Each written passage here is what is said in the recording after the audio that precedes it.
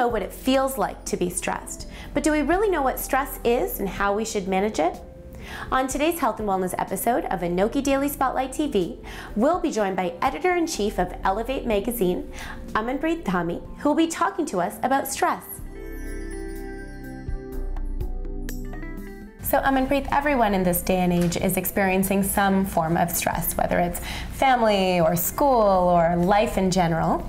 Can you talk to us a little bit about stress management and if stress is in fact the same for everyone, or how does it manifest itself? Definitely. So stress really is a universal thing that affects, every person in all cultures. However, one thing that's unique about the South Asian population is in our traditional culture, stress wasn't something we talked about, years ago.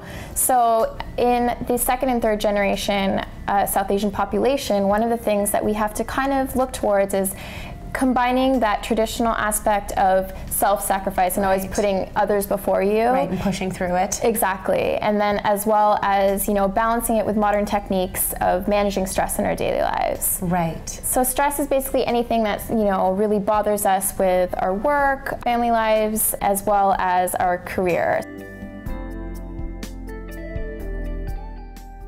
Let's start with the emotional factors first, because those are often difficult for people to pick up on. The very first one, I think, is the idea of feeling depressed and to the point where you feel hopeless. Okay. I mean, we all have bad days where we're a little bit sad and, maybe things don't go well. But if you're finding that your mood is very low for extended weeks at a time, you don't feel like getting out of bed, then that's when you really have to question, okay, is this something bigger? So the second indicator is exhaustion and anxiety, which often go hand in hand.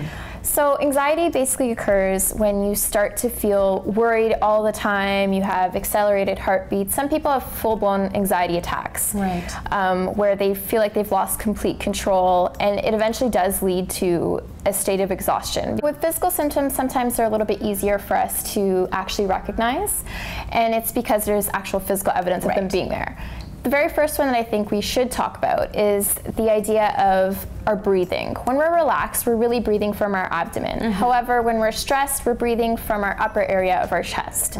With this shallow breathing, we tend to have, in some cases, an accelerated heartbeat as well. And when you have an accelerated heartbeat, that can turn into heart palpitations, where we feel the heartbeat is going so fast that it's all the way out here. The next indicator that I want to talk about is basically the idea of tension within the body. And that can manifest in different ways. It can be through headaches. For some people, it turns into migraines, which are very difficult to deal with. In other ways, it can turn into just a lot of tension in the neck and shoulder area.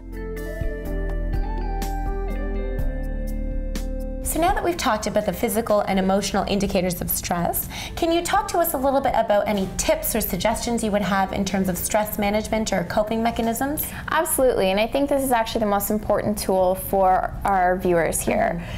Really, I think the very first thing that you want to do when you're coping with stress is learning to adopt a lifestyle that's holistic. And when I mean holistic living, it's a lifestyle that means everything from your decisions on your living space, the relationships you have in your life, your eating habits, and your levels of activity, as well as the kind of work you're doing.